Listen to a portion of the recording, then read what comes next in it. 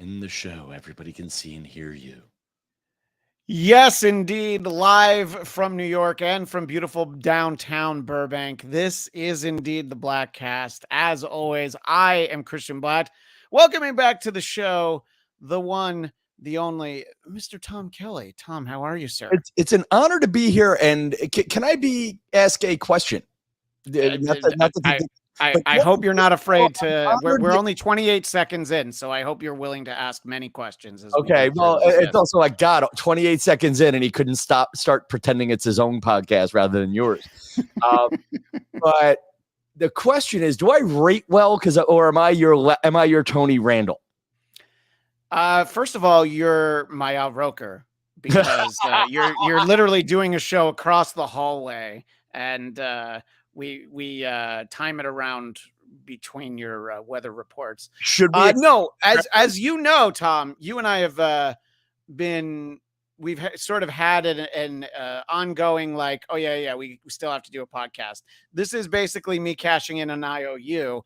I wanted to have you be a part of our Strange New Worlds podcast just a few weeks ago.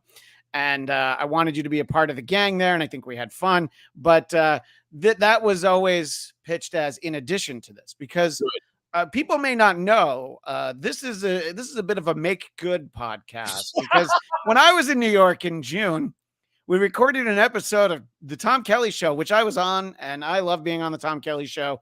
We have fun. Yeah. And we can knock out two of them in 40 minutes sometimes, and it's beautiful. And then we recorded an episode of the Bladtcast immediately afterwards. And people who subscribe to the show and listen every week or watch every week, they're thinking, hey, wait a minute. I don't remember an episode like that where you and Tom were like, we've done that before, but people are like, I don't remember that from June. Did that really happen? And the answer is that podcast is basically, we recorded it from a tree that was falling in the woods very slowly, about an hour and a half.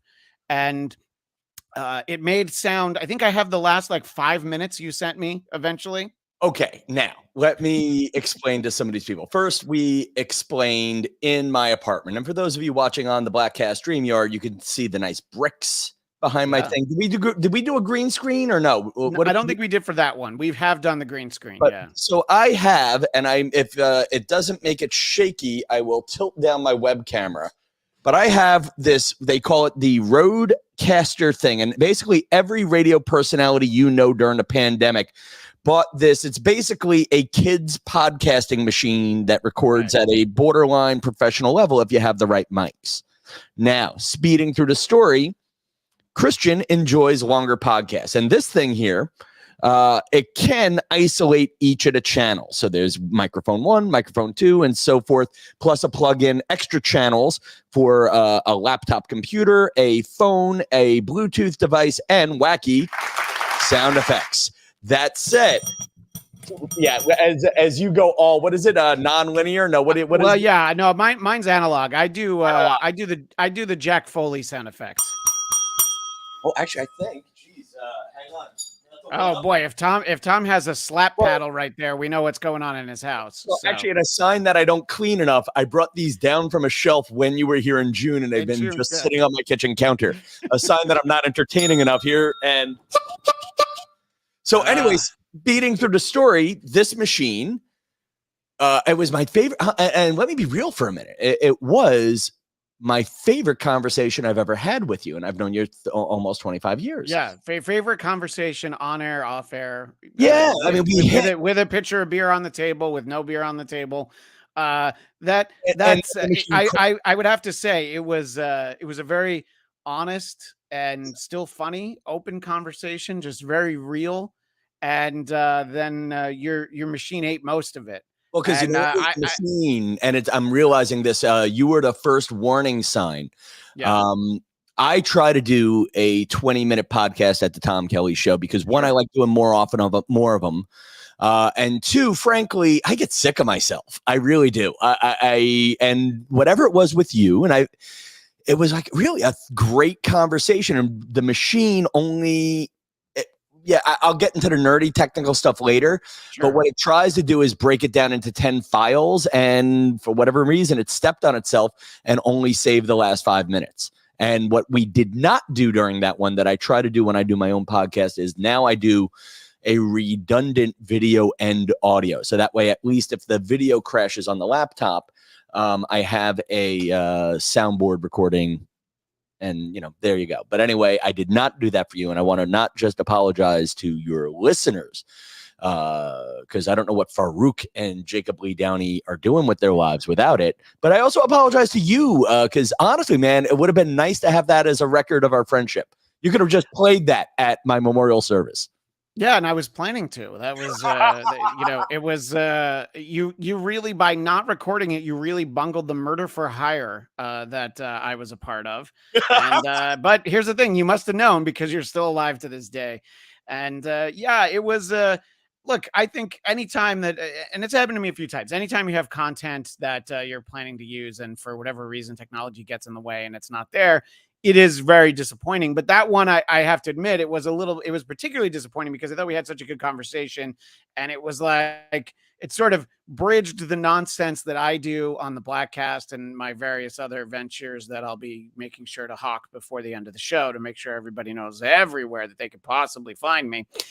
But in any case, I thought that, it was a, I don't want to say marriage. It was a blend between what I do and then what you do is you describe it as like self-help, sort of, I don't know how, well, you explain the Tom Kelly show.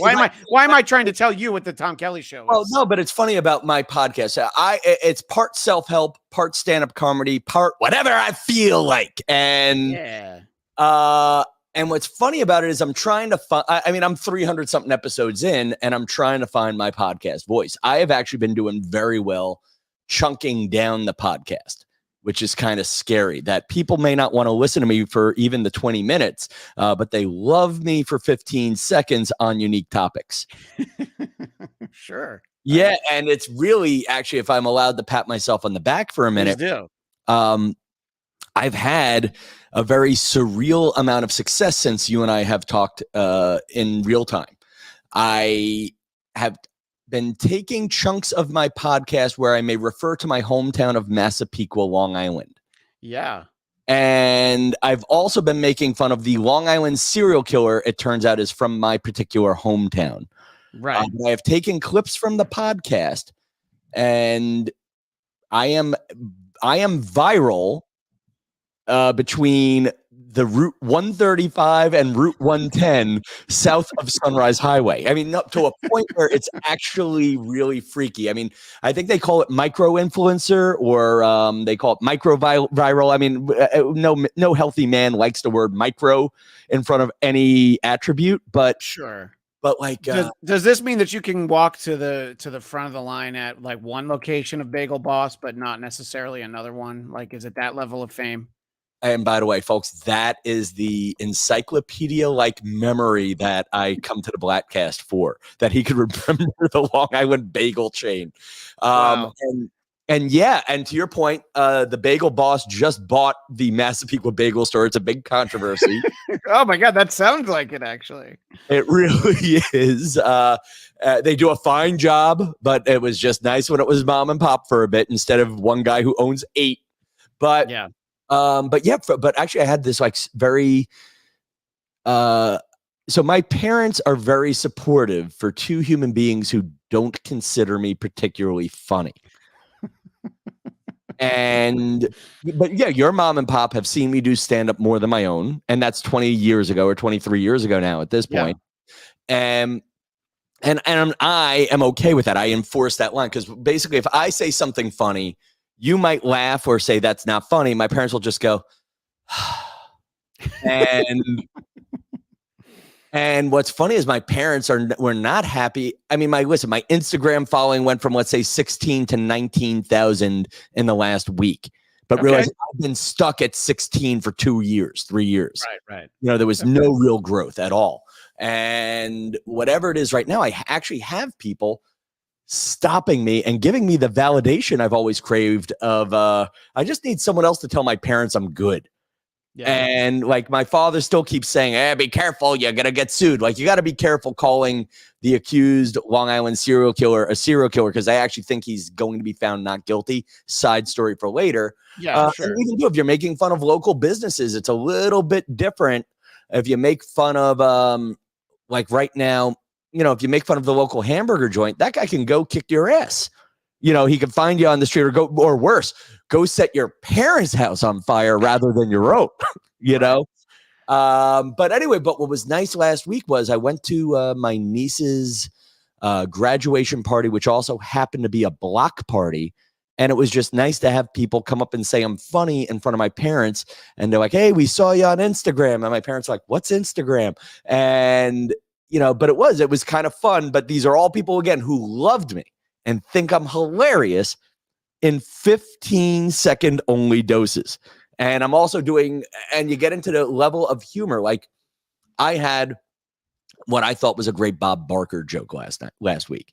Bob Barker died at 99. He got as close to 100 as you can without going over, By the way, it's a great joke, and it's a perfect example of nobody ripping anybody off. But you started to see timestamps on a few different people. And I'm like, oh, I'm not even going to try with a Bob Barker joke because that one's perfect. And a few people had it. However, when we were playing a Bob Barker clip on a show that I do now called Who Are These Broadcasters, which is on the Who Are These Podcasts network Tuesdays at 3 p.m. Eastern, noon Pacific. And I just sort of ad-libbed that, unfortunately for Bob Barker, the first thing he heard after he died was "Come on down." And in the moment, I was proud of it. If I had crafted that and it had been like on a Post-it, and I felt like it was all right in that setting. First of all, it's all right in that setting. It's a hilarious joke. It's one I have not heard. No, I haven't. That Tom hasn't watched my show, but that's all right. There's a lot of shows to watch. Well, first of all, we are going to play. If I were the host of The Price is Right, one of my pricing games would be, is that a Christian Blatt live stream? Yeah. And then we would just name a title and see if it worked. But that's a great idea. By the way, Cami Egan says both jokes are pretty funny. And why we like Cami Egan? She likes both of us. See, she doesn't have to dislike Tom because she already likes me. I love my punchline, and I know it's good because pretty much everybody else in America came up with it. Yeah. And our pal David Brody had a good one, but now I don't actually remember what it was. Did you see his? I'll look for it if you don't. I didn't mean to put you on the spot. No, but finishing the on the spot story, I'm wondering now if the future of comedy is making fun of things so obscure no one else is making fun of it. So I think like you're in a similar boat to me. You live in Los Angeles as your primary-ish residence. I'm in New York City for my primary-ish residence. And there's got to be 60 comedians on the Upper West Side alone. And and then another 1,000 people who think they're funny, and the joke, like kind of like Bob Barker. There's a lot of Upper West Side content. How many people who know how to use an editing machine are making fun of Southern Nassau County, Long Island? And maybe that's point. Like we used to make jokes about being, like Christian and I, when we were NBC pages, and I cannot share the inner joy that Christian, a woman named Jenny Kramer, and I would share for making fun of or spotting the local news anchors in the building. Michelle Marsh. Well, Bruce Beck and Len Berman were the two I remember most of sportscasters. Yes. And then, and then you'd get a Chuck Scarborough moment here and there. But what was more fun was our ironic joy in saying we saw them. Sue Simmons was the big one, right? Sue Simmons is a big one. Yeah. So these are WNBC in New York. Some big name talent, the aforementioned Al Roker was our local weatherman before he was on the Today Show. And we don't really talk about him anymore, and we're not supposed to take pride in him. But Matt Lauer used to do the mornings and also Live at 5 in New York. So it was definitely, it was definitely like the farm team for the Today Show at one point. But it was interesting because I call out Michelle Marsh in particular because she had been on the CBS affiliate Channel 2 for a long time, and then she eventually came over. And I was walking through an area with a tour, and she was walking by, and she had this look on her face of like, oh God, I'm not ready to be recognized. At least, you know, it's a little tough to tell what her expression is on her face these days, if you know what I mean. And this is going back 25 years. But in any case, and I'm just like, I didn't say it because I liked my job. I wanted to be polite and respectful, but it's like, no one knows who you are. These are tourists. They don't know the local New York news anchors. It's okay.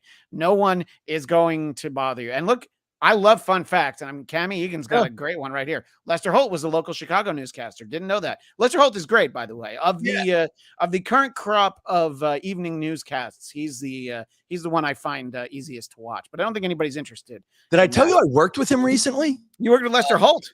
Oh, this is a good story, and a good story for you and I. So when Christian and I met when we were interns, even before we were pages, we were interns at Conan O'Brien's show, which was in NBC's historic Studio 6A. What makes it historic? Letterman was there, Conan was there, and now it's kind of like a free-for-all studio. They eventually put Dr. Oz in there, didn't they? Dr. Oz was in for a while, and then it was the Megyn Kelly third hour of Today studio for a while. Then it was the third hour of Today, and then there's, then basically Lauren might have been renting it as a spillover studio for a bit, and then NBC would do specials and one-offs in there, and they would just keep whatever the Today-ish look was to the studio. Right. I got my dream of finally doing warm-up in Studio 6A.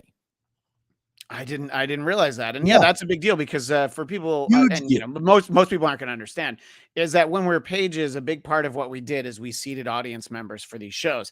So, and then you kind of stand there and you watch them, you make sure nobody gets up, nobody's, if anybody starts shouting, you're going to escort them out, that sort of a thing. But we would always see the warm up. And Tom does a lot of warm up professionally for decades now, I think. I just did Good Morning America for Sam Hunt. I did years at The View. I've done America's Got Talent, and doing Studio 6A just appealed to my inner child. Well, just how many hours that we spent standing in there watching the great Conan head writer Mike Sweeney do a warm up. And, to the day, so this is what, 1999, and I was an intern in 1997. I remember the go-to punchlines that he had is, you have to love any college that advertises on Hot 97. Which I use, by the way. I've stolen that, and I'm okay with that. I think it's worth it. I think it's out there. It's out there for the people. So you got to do it in 6A. But here's the punchline. It was for an NBC nightly news special with an audience full of children. Oh boy. Yeah, it was basically, it was Take Your Kid to Work Day. They did 2 nightly news half hours for, I think, something that airs on Saturday afternoons and on Peacock. I actually bet you Felix, your son Felix, would love it. I think it's that age group. It's for kids who are worldly. I think it would have been a great show for kids our age. It's just now we're in the age of streaming. Is it as important? We could argue about that later. But Lester Holt was amazing. And that reminded me, and it's funny, just you talk about the muscle memory and the idea of being older. When I was young and did some work at Nightly News, it was Mr. Brokaw. And then I had the kids calling him Mr. Holt because Lester just sounded sloppy. But it took me a minute for that muscle memory to come back. I'm like, geez, we used to call Tom Mr. Brokaw, but it was Lester on the weekends, and then you're like, you know what? He's in the lead chair. That's Mr. Holt now, Yeah. I once interviewed to be the audience coordinator for a sitcom that filmed in Queens at Kaufman Astoria. And I was told that everyone referred to that host of that show, I believe, wasn't Mr. I believe it was Doctor, and that host, of course, was Dr. Bill Cosby, and I don't think we call him Doctor anymore. I'm not sure. Clearly, he's able to write prescriptions for things to himself. But other than that, I don't think we call him a doctor anymore, do we, Tom? No. So My mother got her doctorate around the same time Cosby got his, and it's the same type of doctorate. It's an okay. EDD. And if you want to insult someone with an EDD, by the way, if you want to insult someone with an ED, that's one set of insults. But if you want to insult someone with an EDD, just say they don't have a real doctorate. Oh, you don't even have a PhD? Because the difference is, I think a PhD does research and EDD does more homework or writes a longer dissertation or something like that. But anyway, yeah, Dr. Cosby. And by the way, just like the Long Island serial killer, found not guilty on a technicality. And and also, Orenthal James Simpson, not a murderer, found not guilty. So you can say alleged. You can say he was found financially responsible for something, but you are not allowed to call the juice a murderer. You can say he's an alleged, accused. And this is how much I believe in the American system of justice, Christian, is I believe you are not guilty until you're convicted in court, or I definitely used to believe it until we got into this modern age of we're going to shame you into confessing. But with OJ, I truly believed he could have been innocent until he wrote the book, If I Did It. Yeah. Like I hung on to, I believed in OJ until like 2011. Yeah. I gave him 15 years. 15 years, I believe. You gave him some stretch, and the best was that because of the money that he owed Fred Goldman, that the book did come out, and it was published, and they changed the font for the "if" really small, so that when you looked at the book, it said "I Did It" by O.J. Simpson, and our chat seems to not have to worry about that sort of a thing. So the Dominicus Saxon says that he can't be canceled, and Kame Egan also feels that she has an understanding. Look, sometimes if something rhymes and it tells you that if it does not fit, you must acquit. It's hard. I mean, that's almost 30 years ago now, believe it or not. It sticks with you. Let's play a game. Test Christian's morals. Oh, okay. Be careful, my wife can hear me. No. Well, actually, I'd love for her to hear this because I'd love to see if if the answer ruins your relationship or not. Well, yeah, that's exactly why I won't call her in then. So but let's go ahead and hear it anyway. So Kame Egan is friends with O.J. Simpson. She can get him on the Bladtcast. Rules are you cannot talk about the murder. You cannot talk about any time he's gone to prison. You can only have him on to just talk about news of the day. Let me ask you a question. Can I talk to him about the Naked Gun? Because yes, you can talk about Naked Gun. If I can talk to him about his football career and the Naked Gun, I would do that, and I would put it out, and I would say, I'm going to ask the hard questions. I would record it first, and then when I would post it and say, tune in for the hard questions that you haven't heard anyone ask him. If I'm not allowed to talk to him about that, because look, if you're in a studio and you start to talk about something, he's going to leave, especially the way that we're doing it now. If I offend you, you're just going to hang up, and then that'll be it. You'll just leave. But overall, you would have him in the room and you'd sit in the same room and talk to him in public. Well, I'd have to really think about what the negatives are, because I think it would be hard not to. Let me put it in a simpler term. If you could get a selfie with O.J. Simpson, would you? So along those lines, I think the answer for me is an easy no, and that's why I'm not famous and never will be. Like, I think I'm going to a stage. I think a lot of people feel that way. But by the way, let me just interject because Sam Whitfield had a great comment. I'd like to ask OJ if he liked Norm Macdonald. I'm gonna now guess. To Sam Whitfield's credit, that was not a term that I put into the contract there. So Sam found a workaround. Good job. Yeah. Sam. So am I allowed to ask him if he liked Norm Macdonald? Because I would like to ask that. I'll be honest. Now that if I were negotiating it for down the road, thank you, Sam, for looking over the contract and finding some loopholes. In fact, I don't know who the hell Sam Whitfield is, but oh my gosh, Sam Whitfield is a beloved chatter, as they say. Is he a lawyer? No. He's a podcaster, and I have been on his show a couple of times. The Whitfield Report. You can find it there for your political needs. And Sam has been a great friend of the Bladtcast for many years, and found us through the old Dennis Miller show, like so many people did. No, but giving Sam some credit here, Sam, that's that I could tell you must be a great interviewer, because that's a great ethical workaround to the situation I set up there. Because then that leads into you like, so did you like Norm Macdonald? Did you like the comedy stylings of the man who made fun of you on Saturday Night Live?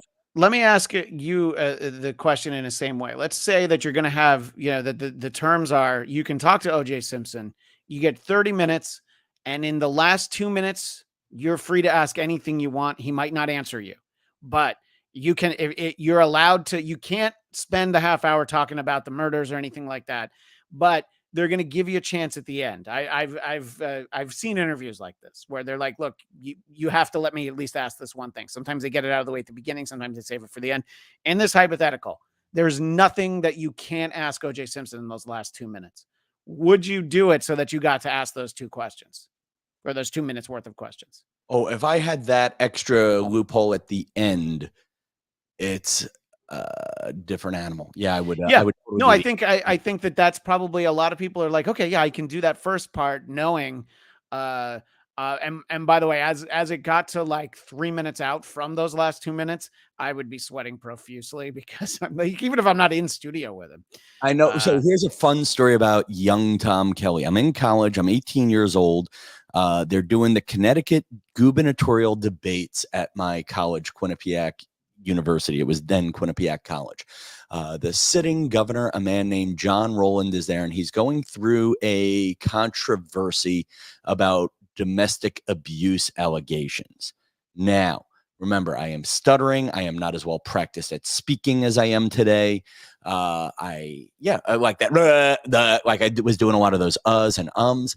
Sure. Now, my roommate and lifelong friend, a man named Bruce Cohn, is the camera guy. And we go to interview him, and I asked him, and I'm 18, and I asked, do you think domestic allegations, whatever, are going to affect your chances of winning? And he gave me some sort of answer, but the way Bruce heard the question and made fun of me for the next 4 years is, Bruce said, in my Long Island white trash ways, especially more so at the time, Bruce said, I asked the governor of Connecticut, so you beat your wife? And that was the impersonation done about me and the question I asked. And he would just, like whenever I'd have a big interview, Bruce would go, so Tom, and Bruce was very like, Bruce was one of those guys too. And Bruce would go, hey Tom, you're interviewing Christian Blatt. You're going to ask him if he beats his wife, and it just became that for like the rest of the next 4 years. First of all, I love things like that live on forever, so that this would be someone that's known you even longer than I have. And I love that he has something that he can call back to for that long.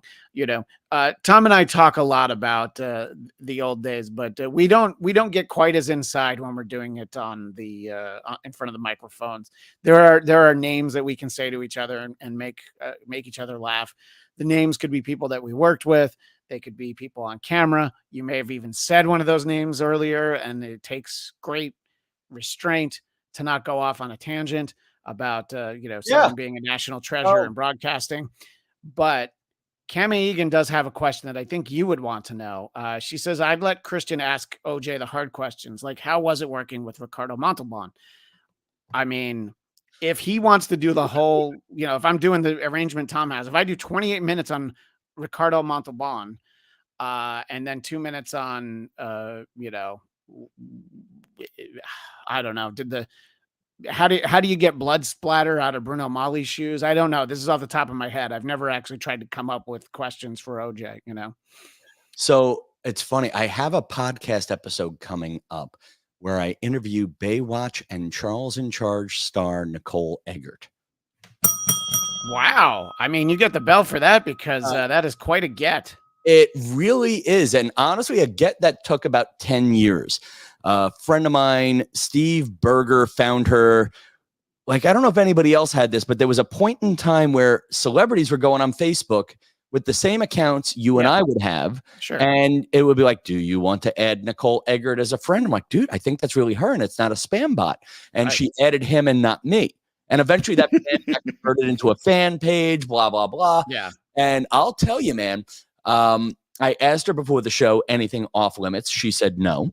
And I had it will air not this coming Sunday, but it'll probably air around September 10th-ish, whatever. We'll figure out the dates later. But it was the most delightful conversation about where we're both going in life. It was a delightful conversation about figuring out what we want to do with the second halves of our life. And I could have asked it, but didn't want to ask it, so was Scott Baio a dick? I didn't get it, no, I mean, she's kind of been out there and yeah, look, sometimes there's, there's not even restrictions, but, just guidelines that you're given for an interview. Like I've talked about this, I think in other interviews. So I once interviewed, it was when I was doing shows for AfterBuzz TV at the studios in North Hollywood. And this guitarist Mark Kendall from the 80s 90s band Great White, he drove up from the OC. He was there. We did an interview. It was great. It was really nice. The publicist said, please don't ask him about the fire in Rhode Island, which if you know anything about Great White, there's that terrible story. It was a really small club. The doors were padlocked. That was their show. The short of it is, yes, that was a Great White show. Yes, he was there. And I said to her, I'm like, I'm sorry, that's the last thing I was going to ask him about. Like, and I can see that maybe if you're doing interviews after it happens, you're probably feeling some kind of obligation. But I'm like, that at this point, it's 20 years ago. It was more than 15 years ago. I was like, I hadn't even thought of it. And I'm like, no, I don't want to ask him about that. One of the band members died. A lot of people in the crowd died. People had burns.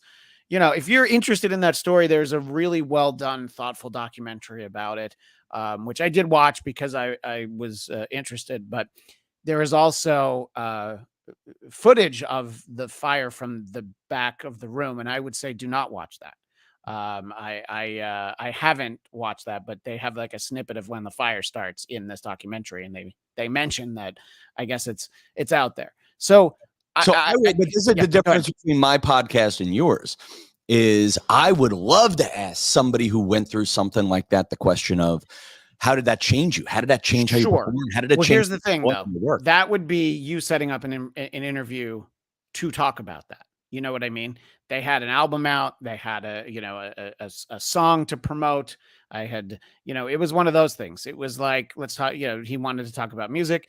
And, I think that if you approach it from, I really want to talk about this thing, and you sort of do the reverse where it's like, and of course, we'll spend some time, I guess, talk about what you're doing now. But I think, for what I do, I didn't want to ask because what do you think the answers are? For me, my answers are, what was that like? How did you feel? What do you think when you think back on it? What do you think about the families who have, who filed lawsuits to the venue, and it's a terrible story, but he's not the guy that I was going to ask about. And without making this part of the conversation about that, what I love about watching A-team level interviewers compared to local schlubs or goofballs like me with a microphone and a laptop. I remember I was working at NBC Nightly News during the beginning of the 2003 Iraq War. And I think Brokaw was interviewing the first woman, the first mom of the first soldier who died, I think is what I'm thinking. Or it might have been something equally tragic, not war related. But NBC had to get, and Brokaw didn't ask, how do you feel? Yeah. The question was, what is going through your brain right now? And because, if you say, how do you feel? Of course you feel sad. Of course you feel awful. And that's just a dumb question. What's going through your brain, I always thought was a good question for them to express all the feelings in the back of their head. And how, every now and again, I'll hear a version of that. that makes me go, man, I'm just a schlub with a laptop. And I love the answer. And this is awful to say this, but I love the answers to the highbrow form of that question. As a guy who right now is somewhere, like for me, I'm somewhere in between being a dumbass comedian / morning radio host / warm-up schlub and genuinely looking for the secret answers to life. Yeah. And in that moment, like what's going through your brain right now and how do you move forward? That's always a big one. How do you move forward? I mean, and I always think those are like when I worked at Dateline NBC, and I think I've told you this story before. There's a man there named Mike Taibbi, who is Matt Taibbi, the Rolling Stone writer's father. And without getting too into my life for your listeners, I grew up in Massapequa, Long Island, and I grew up 6 doors away from the Joey Buttafuoco incident and the Amy Fisher incident and Mary Jo Buttafuoco getting shot. My dad was there and in the minutes after Mrs. Buttafuoco getting shot. And I don't joke about it because it bothers my father. It bothers my brother. It bothers other people I love in my life. And I hated the way it was covered. I mean, it was an OJ level circus right before OJ. And then OJ came and the circus went across the country. And I said, and that's probably, I might have been a journalist if I had not grown up around that incident. And I told that story to Mike Taibbi, and Mike Taibbi is like, well, you have to understand why people find this stuff compelling. So when you have, and so his justification for covering the weird events and why the coverage piles down is always that moment of trying to figure out why the story resonates, like in the, and we could go through the list of why the Buttafuoco story resonated. For me, my understanding is always that it was like simple, perfect America that turned out to not be simple and perfect. And the same thing with the Long Island serial killer right now. My parents were mad, and thank you for that. For real, the alleged Long Island serial killer is, especially with the specific person who's from my hometown, it could be that was somebody's next door neighbor. It's interesting that the way that you put it, because at a certain point, the idea of like, getting into broadcasting and knowing what anybody wants to do. And it's like, sort of like, you take whatever it is that you feel like you have the best track, what you have the passion for. And I pretty early on realized news wasn't for me, because I was like, I never want to knock on someone's door and say, how do you feel now that your son is dead? I mean, anything on that level. And I was just like, I just don't have that in me.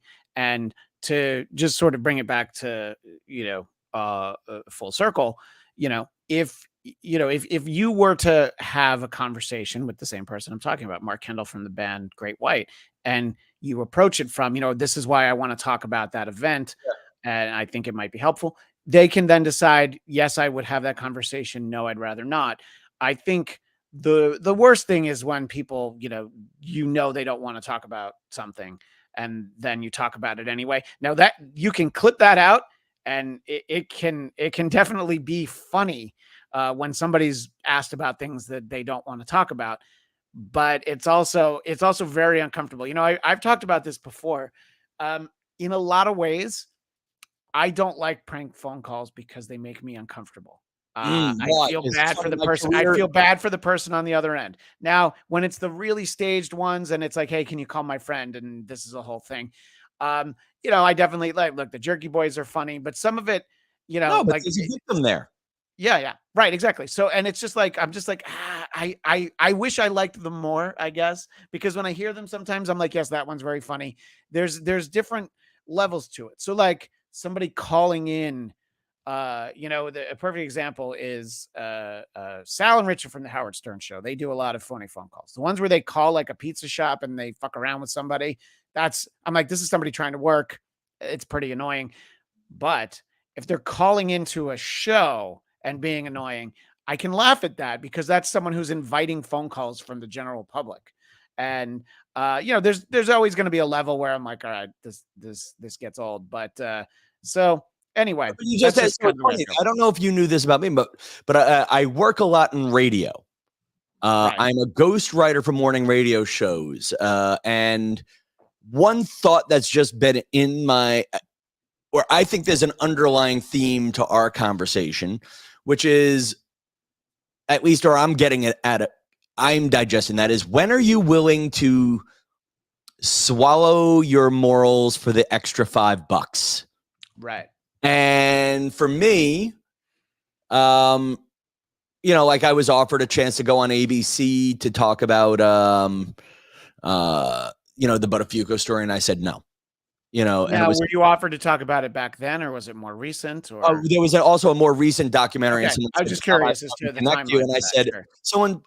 someone said, "Hey, Tom, it would be a great chance for you to network within the company if you were a part of this." And I have a unique story that I've really, frankly, have told more here in this minute than I would Yeah. on my own podcast.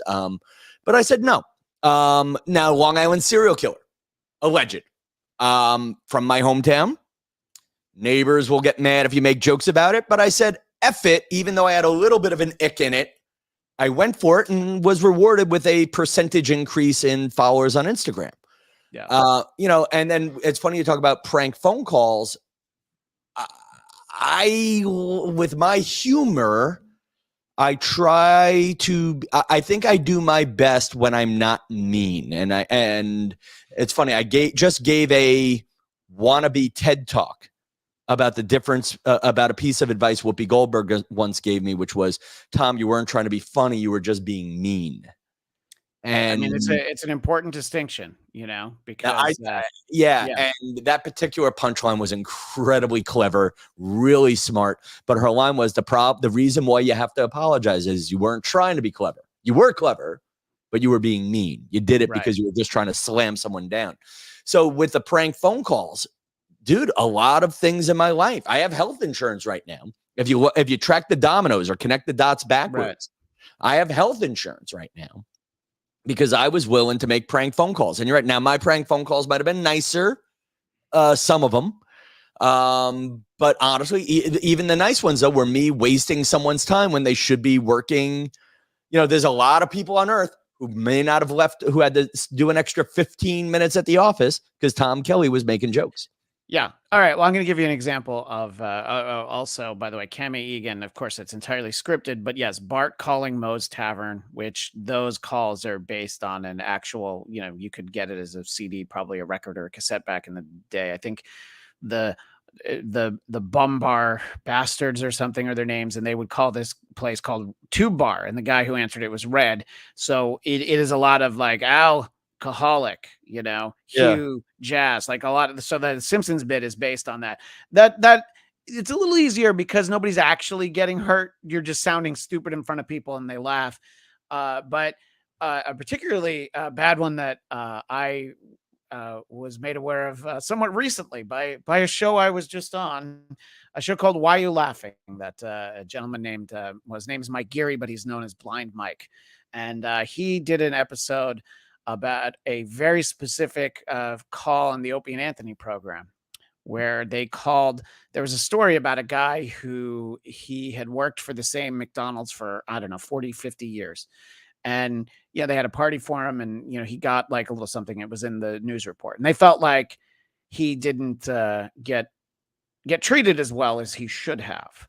So they call him, and you know, they try to get him to, you know, badmouth the McDonald's or whatever. He's like, "No, it's great." You know, he might be like what we would say now on the spectrum, but you know, he was a perfectly happy guy. They also talked to like his manager, and it's like, yeah, everybody likes him, you know. And he had worked there for a long time. He's somewhere in Missouri. He was really happy with it. But then they get on the call, or they call back maybe, and they say that they're corporate from McDonald's and we have to let you go at the end of the week. As a matter of fact, why don't you clean out your stuff today? And so this guy who's so happy to, you know, and then they hang up, and I'm afraid, you know, you and you know, I certainly know him better than you do, but we both know somebody that worked on that show. And I heard that, and I'm like, I want to ask him, did somebody call back and tell his boss, like, oh yeah, you got to tell him he's not fired and he still has a job? Or did they let that guy walk out the door, never to return to his McDonald's, because he thought that corporate had fired him after 50 years? And look, I understand, like, that's that's the definition of shock jock, that show, that and Howard Stern, really, especially in the era of the late 90s, early 2000s. But I mean, I'm like, oh my God, this is like, I'm like, I understand that it's funny if it's not real, but it's real. And there's like a guy who sounds so sweet, and it's so yeah, Well, to me that well, there's a few layers of questions we could ask about that right there. sure. Question one is you get into what's comedy. Some people say comedy is taking something that is holy and smashing it. Now, some people say that's comedy. I'll say taking something that's holy and smashing it for a greater truth is comedy. Yeah. But I don't know what kind of truth could come out of shattering a man's dream for 10 minutes. Yeah, right. Exactly. Yeah. And so, yeah, look, I don't know. I mean, and then but on the other hand, the other thing to laugh at, like, it's funny. I'm ashamed that I'm laughing at it, but you're right. There's a man who gave his life to McDonald's. And maybe sometimes I think you're now projecting meaning. But are we now saying, hey, this is a man who gave his life to something as on the surface silly as McDonald's, and we're showing how quickly that could be taken away and seeing how he can handle it? Yeah. You know, Yeah. No, I mean, look, I don't know. and so, and I think that a lot of times the target, they're in the circles I run in now. There was a lot of question on the validity of a claim by Stuttering John Melendez that he once shouted to O.J. Simpson's limo, "OJ, can you sign my knife?" And it was very hard for the video to be procured. It was eventually found, and my friend Carl Hamburger did pay him $100 because he didn't believe that there was actually video. So the point of that is, that's fine because that's O.J. Simpson, a public figure who some would say, Tom, you notice how I said that? Some would say got away with murder. So I have that doesn't bother me. You know what I mean? Yeah. So, Can we put Sam's question on the board? Yeah, we've got a few, but he says morning radio is still a thing. And Sam, it is not a bad question because Sam lives in Florida now. I know he previously lived in the Denver area. It depends on where you live. Yeah, and what I'll put aside and what I think is a dying art of it, because now we're in this age of everything needs a video component, is just building on your Stuttering John comment, is the difference between old-fashioned morning radio and the age of 21st century multimedia radio or multimedia audio broadcasting, and eliminate is something like that Stuttering John moment is theater to mind. Yeah. Exactly. like even this prank call you're talking about, I mean, and I don't know if it's funny or I'm laughing at the sad or I'm laughing at the pain of it, but the idea that somebody who loved something as silly and wholesome as McDonald's having it probably was his whole life, was like the people he worked with there. I think he started when he was in high school and he just continued to work there as an adult. And, he was never interested in becoming a manager. He just was happy with, there are those people who are perfectly happy with their lot in life, and they're like, no, it's fine. I don't need anything else, So as I get older, but it's just funny because I just did a wannabe TED talk on it that should have been released by now. And my wannabe TED talk is a long version of that story I told you about Whoopi. I'll share a link one day with you. But the moral of the story is now when I tell jokes, I figure out, am I trying to be funny or am I trying to be mean? And bringing it back to even what you were asking me about my podcast is, I don't always want to be funny. I'm not good at it all the time. Sometimes I just want to be nice, and charming and kind. And there may not be, but I'm finding the audience, you get rewarded for when you're being mean and swallowing your values and attacking sometimes. Yeah. And, look, I quoted myself earlier in this show. Please do. I love it. With a joke that I said, that came to me about Bob Barker, the idea that, he would be asked to come on down so that he could burn in all eternity for, there's some allegations about Bob Barker, but just think of all the pet lives he saved by asking you to have your pet spayed and neutered. So there's people. Okay, now that's a whole other controversy here. Not to derail this, but no, please. There are people who don't like Bob Barker because he was encouraging neutering pets, and that involves, making pets docile against their will. Oh, interesting. Okay. You know what I'm saying? I think there are some real diehard animal advocates who are like, let them have sex wherever they want to have sex. If it's a cat, if a cat wants to be a whore, let that cat be a whore. Right. Yeah, but look, so it's but to me it's like, all right, I mean, he seems like he's probably a sweet person, a good person. Definitely some allegations about him as a younger man with the prize models, as it were. But in any case, I don't mean that I actually am hoping, that he's burning in hell. I did some research. So I did a Bob Barker retrospective for the podcast. Yeah. I don't think, let's put it like this. He was no Harvey Weinstein. And it sounds awful to say that's your standard, but it seems if you go from Bob's perspective, from what I found, and maybe there's a chunk of information I'm missing. But he was happily married till 82. Yeah. Specifically a model named Diane Parkinson. Yeah. So I found Diane Parkinson was the sexual harassment claim that got dropped. Yes. And then he fired one model where the argument was, and when I say he, the institution let her go. One argument was she had gained 14 pounds, which that's creepy on a whole other level, or sad. Yeah, that's a different problem, by the way. You can talk about that, but you can also separate it from whether or not an allegation was made. Yeah, but the other one, he was her suspicion for being fired was that she had testified in the Diane Parkinson lawsuit. And then there was a third harassment, wrongful dismissal case against him. And what does it say about the world we are living in that here I am, an intelligent podcaster who has worked as a journalist very briefly, blah, blah, blah, brilliant comedian. I'm saying, well, there was only 3 lawsuits against him. I mean, geez. Yeah. He's no Harvey Weinstein. It's not like he's Bill Cosby. He's not Dr. Cosby. Yeah. And that's Dr. Cosby to you. And Cammie Egan says, I hope Bob got cash prizes and a new car when he reached the pearly gates. Well, Cammie, he only did if the price is right. So we would have to see. Imagine he had to actually play Plinko to determine where that would go. Look, there's no hard and fast rule. I mean, look, I have been a guest on a show a number of times where I have pulled clips to make fun of people's podcasts. I do a show now, as I mentioned, called Who Are These Broadcasters? Oh, is that is? Wait, what is the gimmick of that show? Which show do you want me to explain? Okay, so hang on. And this is why I don't follow your stuff. There is, or this is why I have trouble following your stuff. Not that I don't want to. But it's every time I pick up the Twitter or the X, as we now call it. Yes, thank you. Yes.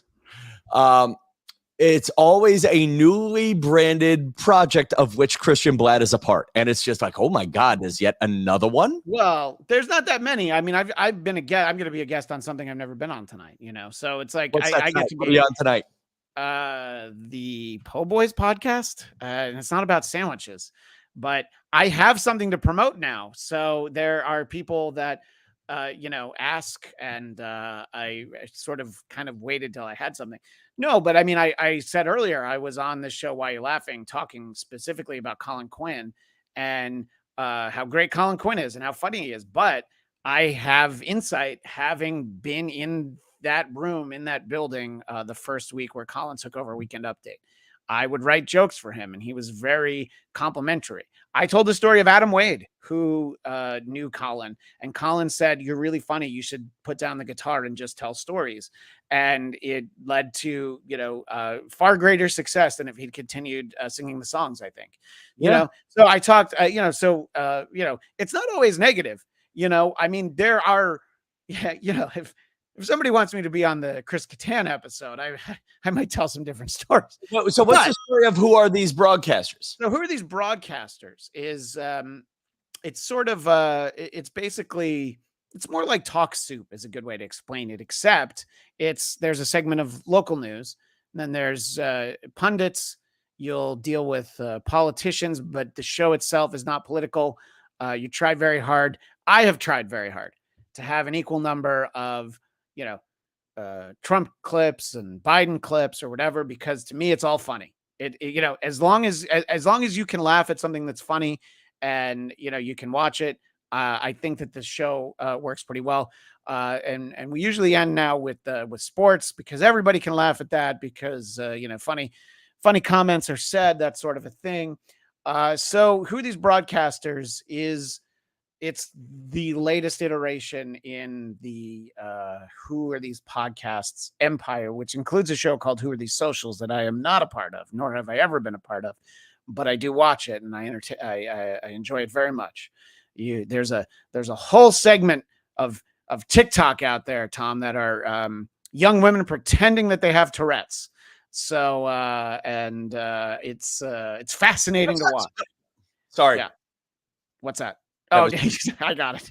Sorry. You when you turned away. So so who are these broadcasters? It's like, well, these are people on television, and yes, there are times where perhaps the humor comes from the person being interviewed outside of the restaurant, where she may or may not have been served food with maggots in it.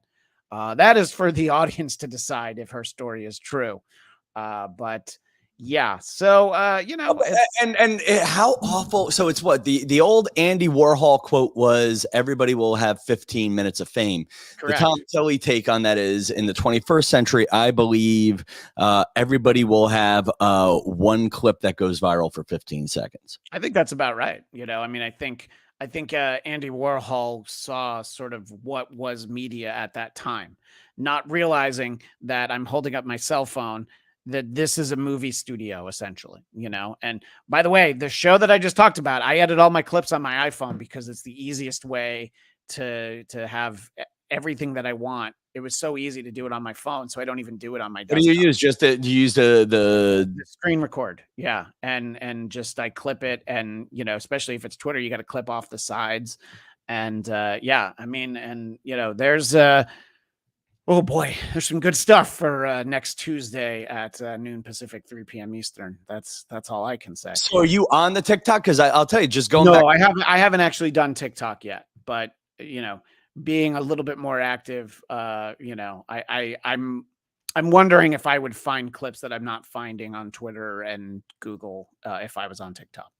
But because I'm not doing the social media show, if I were doing that, I'm sure I would have had it by now. But I feel like I'm mostly dealing with traditional broadcasters, and I'll tell you one thing that we will talk a little bit about is the new podcast Strike Force 5, which premiered. Have you heard it yet, Tom?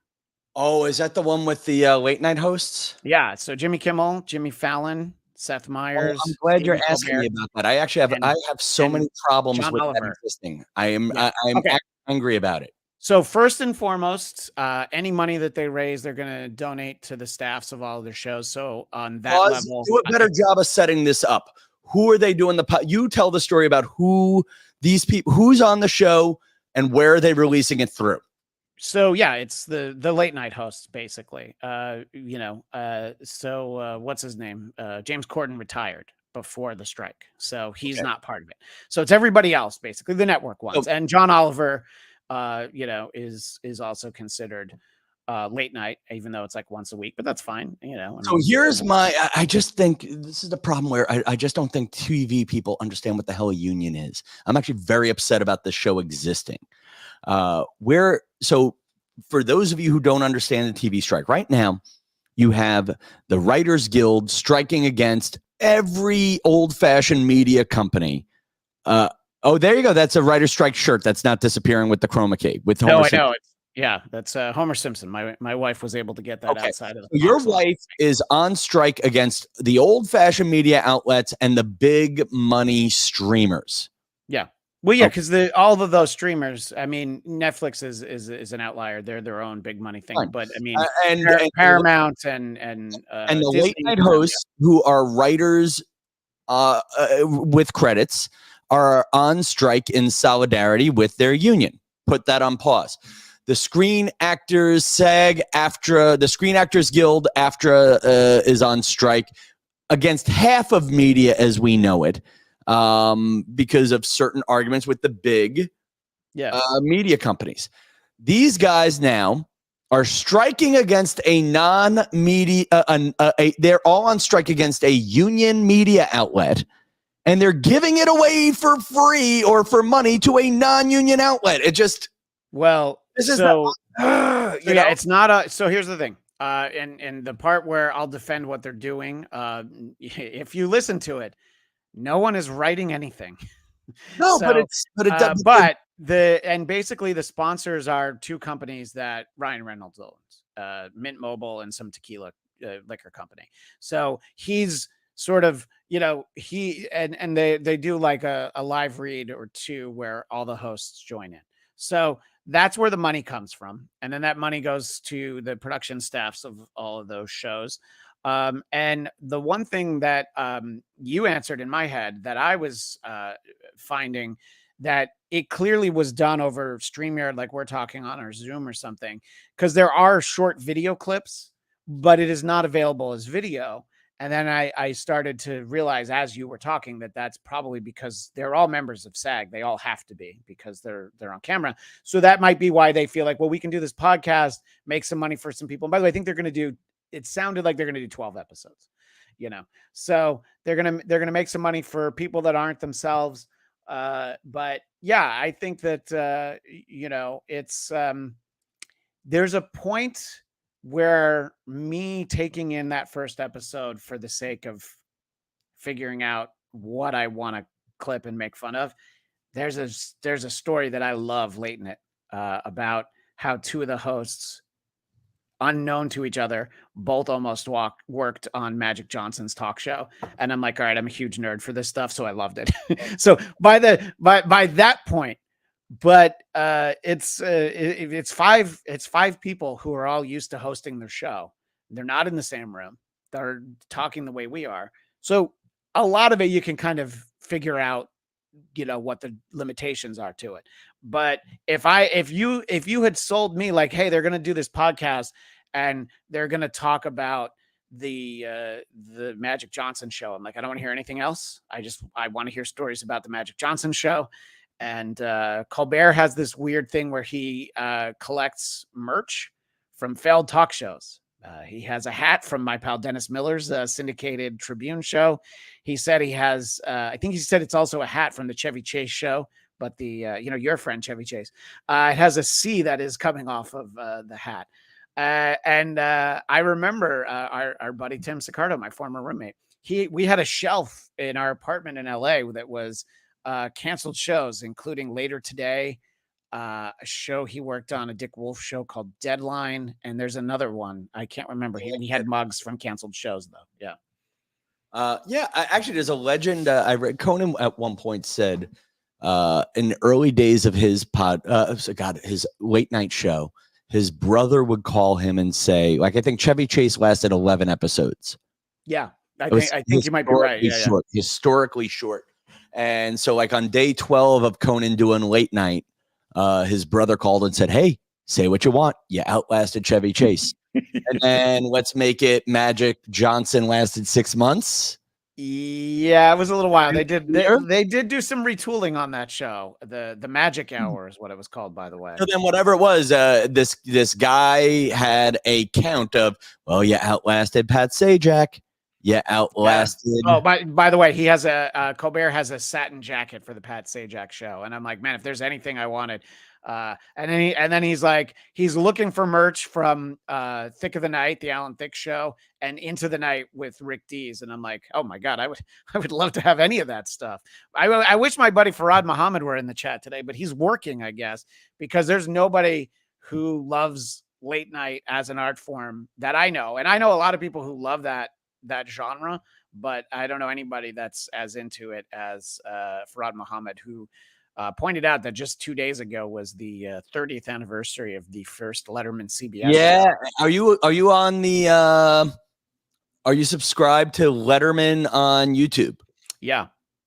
Yeah, they just re-aired his first monologue, which I had seen 100 times before. Well, I believe they, unless I'm mistaken, I believe they mention a story that was in the news that you didn't want to go on a show and talk about. I mean, that was the era where, yeah, there was a Buttafuoco joke in there. Yeah. I mean, but again, what a great, it puts you in the time. What year it is. No, absolutely. So it's interesting, and I don't know. I mean, I think that most people know that the fact that I have any kind of career at all is because of the amount of time I spent working with Dennis Miller. And, he'll talk about how, he was the guy who did the news on Saturday Night Live. His job was to make fun of the president at the time, who was Ronald Reagan when he started. And, Nancy Reagan didn't like him. And he's like, I wouldn't either if I were her, And also he has an amazing joke about Philip Michael Thomas, who was the other guy on Miami Vice. And Dominica Saxon knows it, actually, because we had a conversation about that when it was the anniversary of that. But he eventually, as he got older, he felt bad because it unfortunately was a little too prescient, So, I think that I can see feeling bad about, making fun of people, but public figures, it doesn't bother me as much. But at the same time, there's video of Conan in the studio at Howard Stern early, and usually when somebody comes in and they say, like, it's all right, I can take whatever you got, you can go at me. Usually you do that on a show and you can take it. But the Gary Del Bate puppet, I think, was just relentless. And it was like, clearly it was like, whatever, no matter how much I tell you, as in Howard, as much as I tell you, you should stop, don't stop. Clearly that was the note. And it's just like, oh, I like him so much. I like Conan, so stuff like that can be really hard. Because this is like, I've never seen that clip. Oh yeah. I will definitely find that for you, but yeah, but you get into, listen, I think with all humor there, so like, it's funny nowadays, the idea that all the late night hosts made fun of the OJ trial and OJ, sure. That doesn't hold up anymore, or they all apologize for it. But I mean, there's a few ways to look at it. Yes, a real person died, but on the other hand, two people. It was also a real spectacle. And I'll argue, like, I have been careful with my Long Island serial killer jokes, whoever the killer may be, alleged Long Island serial killer jokes, in that I've been careful not to victim shame. Yeah. Because it was sex workers who were murdered and buried in Gilgo Beach, because real people died. But on the other hand, it's also a spectacle. And you get into the thing of, what's the value of humor? Is it to show, like, when you make fun of a famous person, is it to show a mirror to royalty? Is it to bring people down so they can build themselves back up? Is it to keep a story alive? Like, you get into tearing down Conan O'Brien. Well, maybe Conan needs it. Not in 1993, he didn't. That this Jackie puppet, or I don't know if it might have been the Jackie Martin puppet. It's either the Jackie or it might. Now that I'm thinking about it, the Jackie puppet was Billy West. I'm pretty sure it's the Jackie puppet. There's like 3 people I know who would be able to tell me this, and of course, none of them are. I left my other laptop and phone all the way over there. Otherwise, I would Google it right now. Yeah. But that's so. Yeah, I don't know. I mean, it's so yeah, it's the Jackie puppet is what it is. So, and that is Billy West, who would go on to be Stimpy and Ren and Stimpy, Futurama. There's a lot of things that that Billy West is brilliant at. And he's Howard would say about him that that Billy West is, a lot of people do impressions of 2 of the 3 Stooges. They do Moe, they do Curly. He's the only guy who did Larry Fine. he has like a spot on Larry. And it's like how Gilbert Gottfried didn't do a lot of impressions well, but one that he did really well was old Groucho Marx, not young Marx Brothers Groucho Marx, but sitting down with Dick Cavett with like the golf cap on. Because I referenced it though, I want to bring up the joke that Dennis Miller told on, and I had looked it up for when I posted this. This was in May of 1989, and this is Dennis's joke. NBC's Miami Vice has its final episode tomorrow from 9 to 11 p.m. And if at precisely 11:01, the Earth seems to be rotating a little faster, you'll know that Philip Michael Thomas has just dropped off the face of the planet. It's a perfect joke. Is it? Because it is well, because he was nobody. I mean, after Miami Vice, that was it. You didn't see Philip Michael Thomas again. So he's on like his huge show, but there's literally like nothing else to his career. Yeah. And it's like in that moment, everybody watching is like, oh yeah, we probably are never going to see him again. And if he'd carved out a career, it'd be like, you were wrong. It was still a funny joke, but yeah, he didn't really have much to show for his post Miami Vice career, as it were. Well, and that was a great question I'm going to ask in my Nicole Eggert interview. Yeah. At what point is it enough? He got 8 years on Miami Vice. Hope he has some residuals coming in. How much work, do you really want to put in after that? How many, be subjected to that stuff? At what point do you get a taste and you go, I'm Philip Michael Thomas. That's enough. I'm okay with being a punchline and being Don Johnson's sidekick. It's all right. I'm done. Yeah. Look, I would hope that, somewhere around season 4, he invested in some real estate or something. You know what I mean? Seasons 1 through 3, you're buying cars, you're doing everything. But then at a certain point, you're like, all right, we're about to go into syndication. We want to make sure that we do this, that we get this done the right way, So I don't know. But so I don't know. I mean, look, it's an example of a joke that I think is very funny. And Dominicus Saxon remembered it. But so sorry. There you go. Now I have to, but were you saying something, Tom? No. Just I know that we're winding down. Even for my show, we are going to wind down. Don't worry. Yeah. Oh wait, look at all these comments that come in. Wait, what is read the comments because hold on 1 second. So Sam Whitfield says I've been watching Miami Vice, and Dennis was right.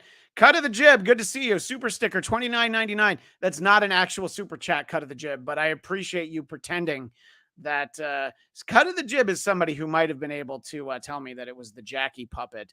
And Tom, I don't think we can like share that. I think you and I might need to watch that and then do a follow-up to this podcast where we talk about what it made us feel for Conan, the Jackie puppet. It's so because Conan, he does a great job in trying to hang in there, but you just like, oh man. So what's funny about that story is I'm going to thoroughly love watching that clip. But how many other people have endured a beating like that? And then it's like, all right, now I'm going to go work at a McDonald's. I mean, what made that mean in the moment is Conan could have been I can't remember his name right now. There was Ryan Seacrest and Ryan Dunkelman. Yep, or Brian Dunkelman, yeah. Now, I don't think he ever went on to anything else. No, he did not. I believe he was only on the first season of American Idol. That kid's got to be going crazy. Yeah, he says that he chose to leave, which I think is one of the things you need to say. No, but let's go crazy for a minute. Let's go even crazier. See, I think that's worse. At least if he got fired, it's like, all right. Fired, yeah. It's kind of like thinking, dating the perfect person and saying, oh, I'll find someone better, and you don't. And you don't. And I mean, I'd rather be dumped than the dumper in that situation. Well, look, and I have a clip that I'm saving for who are these broadcasters, but I am going to share it here with our Bladtcast audience because I think that people will enjoy it. And I'm sort of talking about people getting made fun of for what they do being out there. And now this is a very short snippet. It is only 12 seconds. And this clip features someone that I referenced not too long ago. And I am honestly perfectly fine with the fact that this happened. And I definitely look forward to being able to talk more about it. And if something like this were to happen again, I would personally be honored. But so this is from Tuesday's episode of Who Are These Broadcasters? And this gentleman over here on the far left for our visual audience, that is actually Stuttering John Melendez, what he looks like in 2023. He's doing something called stream sniping, which, cut of the jib, you know exactly what I'm talking about. When you go live and you see someone else is going live, so then you put their show up there and you comment on their show. And there's a fairly involved back and forth between Stuttering John and Carl from Who Are These Podcasts, who is one of the three hosts on Who Are These Broadcasters. And, he and John have talked. They've done shows together. They've both made some decent money in recent months, doing shows where they talk to each other.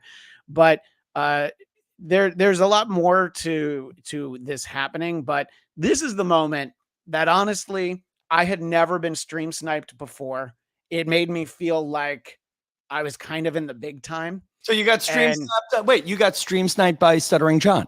I got stream sniped by Stuttering John Melendez because I'm on Carl's show. Look, legitimately, I know that's he's not stream sniping the Bladtcast.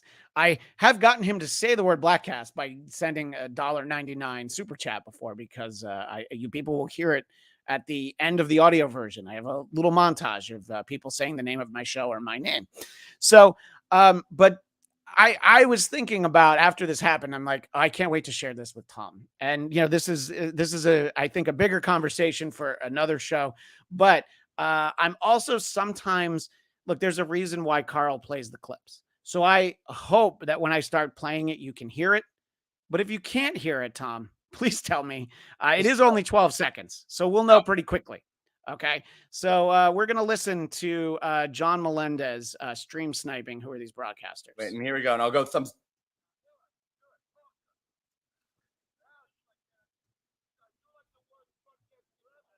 Yeah, really can't. So did you hear it or not hear it, Tom? I'll give it one more shot, but louder. Okay, no, that's all right. I don't see it again. This is where I run into problems, because I don't know that I can raise it. I can make sure it comes on, so did you hear it at all, or you just didn't hear it?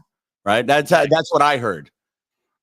Interesting. So, yeah. So that's, if you're going multimedia, man, this Rodecaster board isn't bad. And I think there's better versions of it now. Yeah, no. There probably are. I don't know how you pump the video in. That's where you get, yeah. Because I've played played Cammy clips just before. said she heard nothing, so it's not just me. Yeah, no, I've played clips before on various shows that I do, but it's it's too bad, because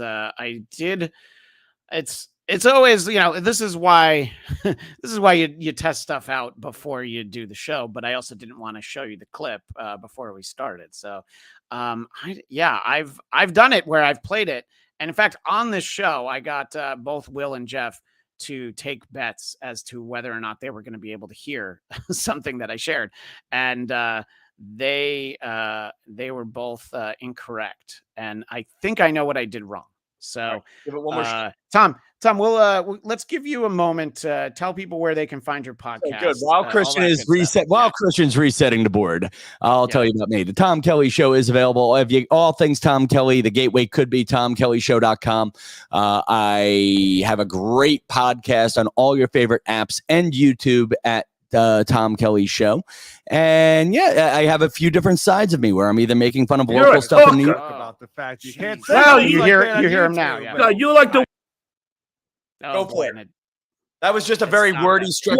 Broadcast forever. This is your version of Silent Mike. I'm going to think that we're off. Yeah. So the part of the problem was that it lagged as it was playing. So here we'll listen to it, and so So we'll hear John Melendez stream sniping me. So I thought. We're Christian, you're a talker about the fact you can't say things like that on YouTube. Yeah, no, you're like the worst broadcaster ever. You know. So the point is that he says that I'm the worst broadcaster ever, and honestly, coming from someone who spends so much time streaming drunk in the middle of the afternoon, honestly, I felt honored that my first stream snipe was from John Melendez. It's as though I were able to lose my virginity to one of the whores from the Bunny Ranch podcast. It's honestly, I feel #blessed. And my co-host, Eric Zane, he also talks about him. So we'll play probably that snippet. There's more to this segment, but this is the part that spoke to me, and I wanted to share it with my audience. Let me go get my stuttering John puppet, and we could reenact it. Yeah, exactly. So again, of course, the times where the audio that I have is less important, that's when it usually works, but the time that I'm actually like, oh yeah, this is, I sort of built up to it, and I was kind of working towards it and all that. That is the time that I can't get it to play, but that's all right. Look, these things definitely happen. So Tom, you never heard any of it, right? It was no, the clip is awful, and you should never play a clip on this show again. If I'm being because I have played clips, and that's the upsetting thing. Okay, or whatever just happened there. If that happened again with another setup, yeah, that was painful. Yeah, no, I know. So that's why I have to do like a test show where I play clips basically. And this also is why I don't play the clips on that show. But we talked earlier about doing things, analog, and there are other ways to do things, where it's simpler, and sometimes the old school is the best way to do it. And the problem is that there's also a lot of talking with it. What's that? That's the reason why we have TV shows with control rooms. I mean, look at we're dangerously close. I mean, right now we're doing a video broadcast, and honestly, you're playing clips, dude. Yeah, you're doing a 10-man show out of your kid's bedroom. Okay. And Sam says that he heard it the second time. That's all I was hoping that somebody said. But, I heard it, but it was still choppy. Well, so that was part of the problem, was that the interface wasn't what I wanted it to be.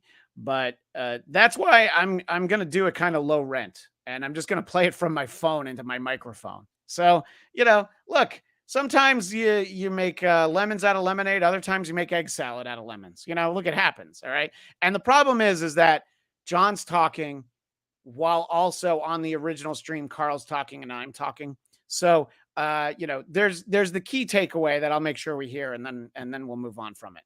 John, Wuhan, China. Oh, okay. Did you ever bring any work home? Yeah, that was the first person who had COVID. Yeah. So again, it's like, imagine, the old Ed Sullivan show. There were the family that like spun plates. But just imagine if they go out and the first spin, all the plates fall down, and I think that's more entertaining than watching people spin plates. Don't you, Tom? I'll be honest. I kind of missed the plate spinning right now. You like the plate spinning? Yeah, that's right. Well, but you talk about, without knocking you, but knocking what Stuttering John is doing. That's a man who's some form of a national name. And we're just doing live shows where anybody could have a live show. We're so out of ideas. It's now people watching live shows of other live shows. It's at what point, actually, what I am curious to see is at what point will there be an implosion where everybody just stops broadcasting? Yeah, I think that's likely to come for sure. Yeah, Like, because you're seeing with the generation of kids behind us, and not just behind us, maybe 2 generations behind us, where they just don't care anymore. Like I met people I met 20-year-olds who have no Instagram.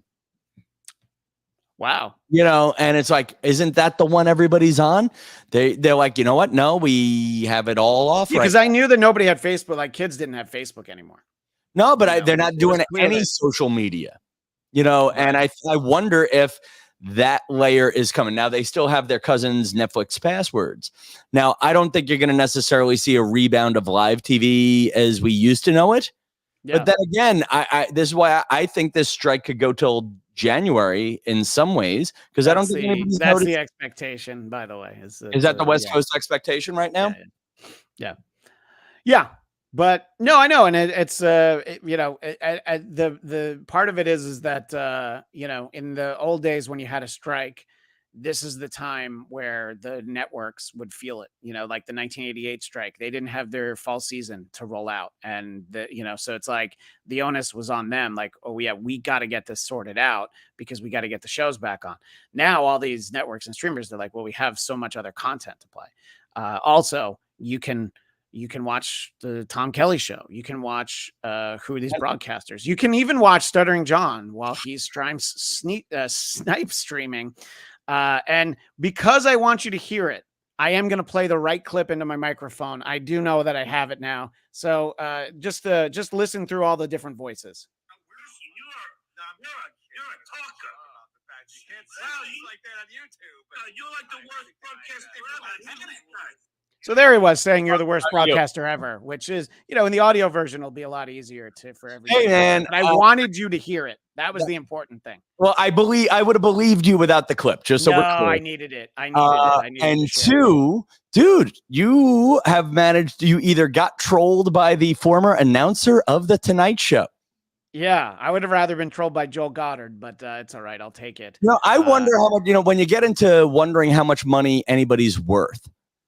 John Melendez is a name, but was he really making more than $800 a show? Oh, John now? Yeah, well, no, but back when he was doing The Tonight Show.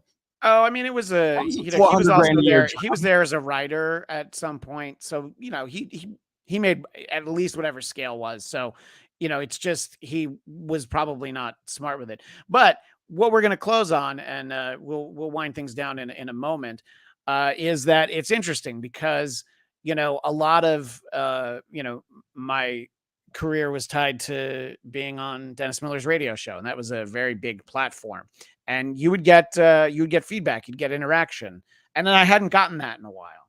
And, being a guest on the main show, who are these podcasts, sometimes I would hear that people were like, oh yeah, I wasn't for everybody. But in general, people were like, oh, this was funny. It was good. He was prepared when he came in. He fits in really well with the show. But then when you start doing a new show, that's when everyone who hates your new show makes sure that and and then you look into it and you're like, okay, I give people 2. My back and forth with them, I will do it 2 times, but then I will let it go.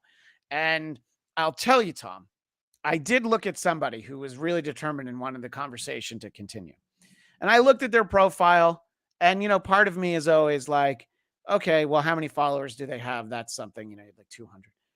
But then his bio, and this isn't a joke, his bio, the first word of it was widower. And then I was like, yeah, what am I doing? This man's already been hurt in ways that I'm not capable of. I'm not going to try. He doesn't like me. He doesn't have to. Nobody has to like me. I mean, I would hope. But I think there's something to be said about, like, I was getting trolled pretty hard about my glasses. Oh, I did some sort of a clip about. Oh yeah, weren't you trying on new glasses at one point? Or is that not what you're talking about? This is when I did a clip about how there were no celebrities on the SAG-AFTRA strike line. I did see that one. Yeah. And I do think a lot of the people we're striking for are not on the actors' side. I see things doing well on the WGA I know what you're saying, though. You'll see more. Yeah, you'll see more actual like actors and bigger name creative people Some outside Disney. Yeah, we'll see them. should be outside of 30 Rock. But finishing the point, this guy's like, well, maybe if you had better hair and I didn't care about you and you had better glasses, I'd give a crap about your poopy claws or whatever. and then I look at his bio and it's a Bible quote from the book of Corinthians. And I just replied to the guy and he never wrote back. I'm like, sir, you can't quote Corinthians in your bio and make fun of my appearance in the comments. That's not very Christian. If you want to fight a troll, or if you want to deal with the biggest troll fighter, Ginger Z from Good Morning America spends more time answering her hate mail than her fan mail. And she has brilliant smackdowns, real feminist power, beautiful stuff. But yeah, there's a lot. But I find if I had access to that widower, now there's two Tom Kellys. Yeah. The old Tom Kelly would say, I'm glad your wife is dead so she wouldn't have to read that reply. That's the Tom Kelly I remember, by the way. Yeah. And honestly, I don't know if that Tom Kelly's all that far gone. No, because there's there are Sam Whitfield would be somebody who remembers. There was one guy who was a fan of Dennis in the radio show, but he hated me, and he was on the message boards, and it was I would put way too much energy into Paul P. And I even had a dramatic reading of some hate mail that he sent once about how much he didn't enjoy the Bladtcast. And then a little bird sent me a screenshot of his Facebook page where he was stealing jokes from one of Dennis's specials and passing them on as his own. So I was like, oh, that was like just chumming the water. So I think I was always kind of destined for this. Yeah. So there's something we said about trolling the trolls, though. Like, it's funny. There was a girl I was talking to on TikTok or Instagram. Pretty girl, beautiful girl, who I never had a shot of actually dating. Sure. And her boyfriend wrote me an anonymous threatening note. I didn't even know she had a boyfriend, and I think the relationship was new within the time of me talking to her. He goes, you better watch out. You shouldn't talk to another man's girlfriend. So, and his name was like Colt PV, something like that. And I took a screen cap and said, is this a spam bot? And I posted it publicly. And then if you look at his profile and you Google the guy is like a Christian school football coach. Yeah. And I'm like, you're threatening me, and and you have on your bio that you are a school teacher. And I just didn't have the time, energy, and maybe the balls to do it. But I'm like, what if I sent this to the principal or lead pastor at your Christian school? You're anonymously threatening him, and anyway, but I do believe, but what stopped the guy apparently, because eventually this girl broke up with the guy and she wrote me a note saying, whatever you did to troll my boyfriend made him stop. And I didn't realize he was abusive, blah, blah, blah. But I'm like, yeah, sometimes you just got to put it out there. Just, just show the mirror. You don't even need to make the joke. You don't even need to say, I'm glad your wife is dead, widower. No. Yeah. Exactly. And look, there's the final point we'll end on is there's two people who I think that I know I like the way they handle social media. We've talked on this show about Cardiff Electric. He's a potato because of the reason that he started out as a troll and he didn't want to be found out. So if somebody says something mean, hate mail, he just always replies, thank you. So I do that a lot. But also my friend Andrew Breitbart would usually just retweet the most vile hate mail that people would send, because it's like, oh, they thought they could say this anonymously, but I'm just going to go ahead and shine a light on it. So we'll see as the hate comes in, but obviously there'll be nothing but love for this episode. Tom, thank you for your time. I know you've got places to be, and we will talk soon, perhaps after watching the Jackie Puppet talk to Conan O'Brien. I will share that clip with you. Sharing clips via email is a lot easier than doing it via StreamYard. But whatever the case, For our audio audience, you're going to get a treat after this conversation. You'll have the remaining 5-minute snippet from the episode that Tom and I did that were lost. I think it's 5 minutes. So I'll just sneak that in there, and you're going to probably miss what we're talking about or everything, but I don't want it to go to waste. Good content, good content. The Tom Kelly Show is where to find you. Tom, you either need to go out the door or you need to go to the bathroom. So either way, I'm going to let you go. Yeah. So I'm going to let Tom go. But if you want to see more of me and you haven't had enough, you can find me on Who Are These Broadcasters Tuesdays at 3 p.m. Eastern, noon Pacific. And you're seeing right now, earlier in this very broadcast, you see exactly why I don't show the clips. And at some point, we want to get to a point where I do show the clips. And Cammy Egan, great show. Thank you. This show is only as good as our beloved chat is, the people there in the chat, each and every one of you. So you can find me over there on Who Are These Broadcasters? And then I'll send out a link for tonight's show of, I believe, the Po' Boys podcast. You'll be able to see me over there. And we'll be back next time on the Bladtcast.